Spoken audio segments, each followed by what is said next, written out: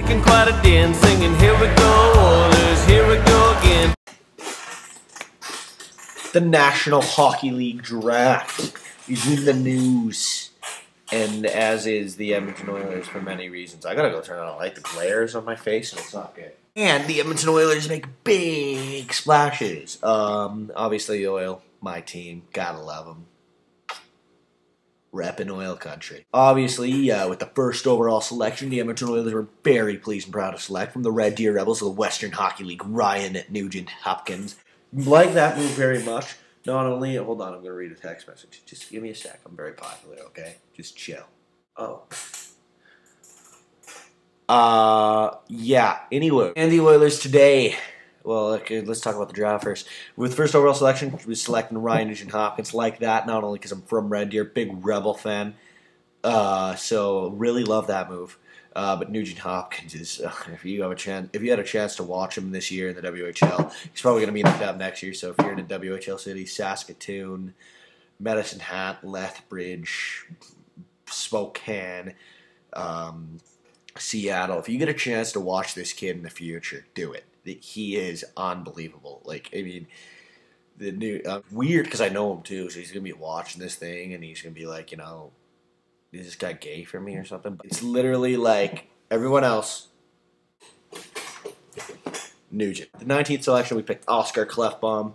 And what I know about Oscar Klefbom is I know nothing. I don't know anything. He's a defenseman, so that's good for Oilers, yeah, because we need defense badly. Very rude of me, I know, but it's a video, so shut the hell up. So selecting Dylan Simpson. Son of Craig Simpson. So, you know what? We're starting the old boys club again. We all know how that worked out the first time. 30th place. Yeah, so let's not go down that road. Come on, Tambo. We know better than that. Other than that, Edmonton also making a very big splash today. Obviously the trade involving Gilbert Brulé in the 4th round draft pick didn't go through. So, I mean, there was cap issues, his shit didn't work. Not this kid, this 35-year-old. I mean, yeah, I love him. Love old guys, I guess. I love Brian Smith. Don't get me. I love him. Favorite player back in the day, and then he got traded, and I was bawling in grade 7. I remember I was just someone took my heart and showed it to me and then pissed on it. It was gross. It's kind of starting to get over it too. It's like, he's playing in, LA. He's all Hollywood on us now. Who cares? My new favorite player was Jordan Eberle. It was all going well. Love Jeb still. But then, this news comes out today. Colin Fraser in a 7th round pick for Ryan Smith. No knocks on Colin Fraser because we know him. Our family knows him. He used to play here at Red Deer. A lot of local people being involved here. And Ryan Smith's family lives here. Wow, this is like Red Deer's month, week even. I got really sidetracked. I mean, he's not great. He's not like, stud material. He's like a 4th line guy. So you trade Fraz, I mean, and a 7th rounder.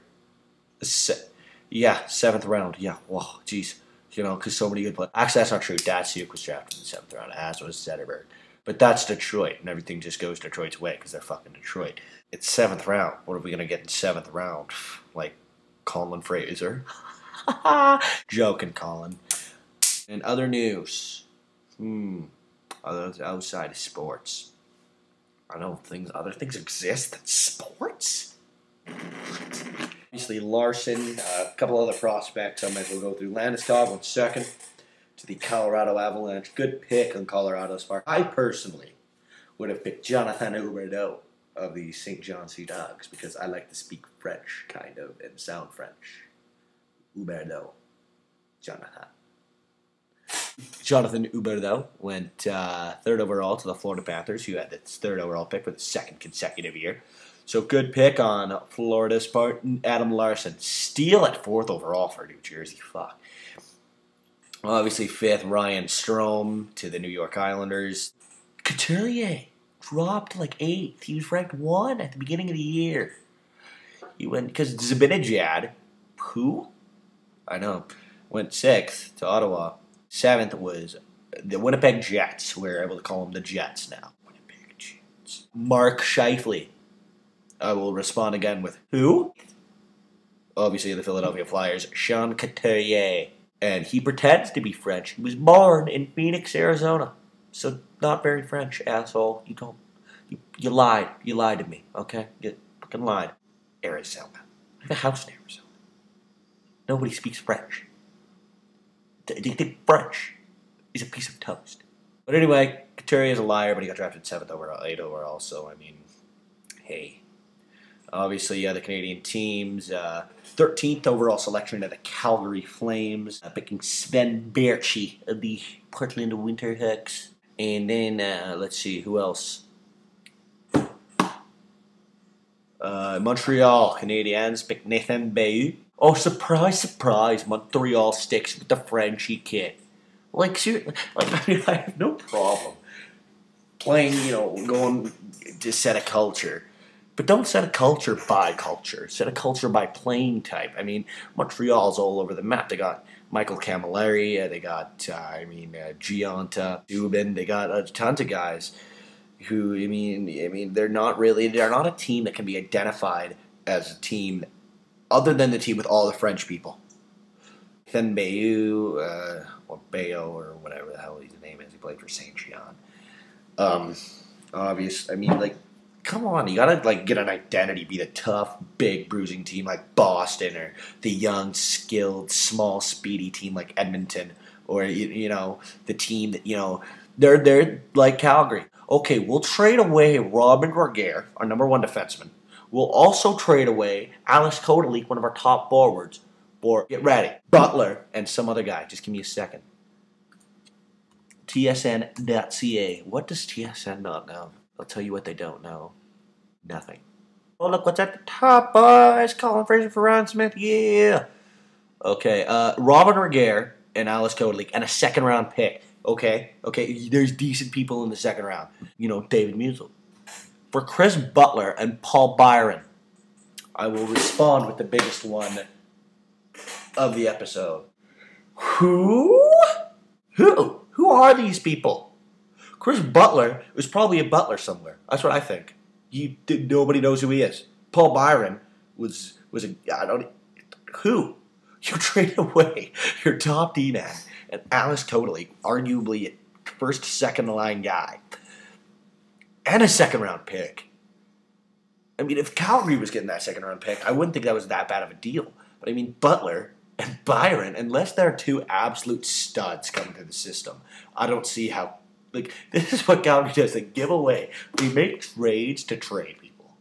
We haven't been in the news for a while. Yeah, let's make a trade, Let's trade, our top guy for some piece of shit. And then they're in the headline the next day. Calgary trades top guy for piece of shit. That's what happens. That's what Calgary does. They're Calgary. They're some smart people down there, SMRT. Huge deals made, actually. Going back, not too many here. Nikita Filatov got dealt out of Columbus. Minnesota trading away longtime defenseman Brent Burns to Chicago for. I think this is a good deal. I mean, for Minnesota at least, you're getting a 1st-round pick out of it, who they already picked with. You got San Jose's 1st-rounder. They already picked. It was the 2011 draft pick, 1st-rounder. Charlie Coyle and Devin Setaguchi are now in Minnesota for Brent Burns and a 2nd-rounder in 2012. That's a good deal. I think I'd pull the trigger on that too. Obviously, Chicago also was big in willing in dealing. They also moved Troy Brouwer, who's another pretty large contract. All they got out of that one was a 1st-round pick. Jean-Michael Lyles was on the move out of Colorado. Mike Richards and Jeff Carter also on the move. So there's quite a cluster. One of them. It was a cluster-fluster of deals. And on draft day in the NHL, it's 14 minutes long. I gotta trim this. Draft. Hopkins, Smith. Trades, stupid trades, Calgary. Good night. Snakes around 'cause it's hockey night in Edmonton. The Oil's back in town.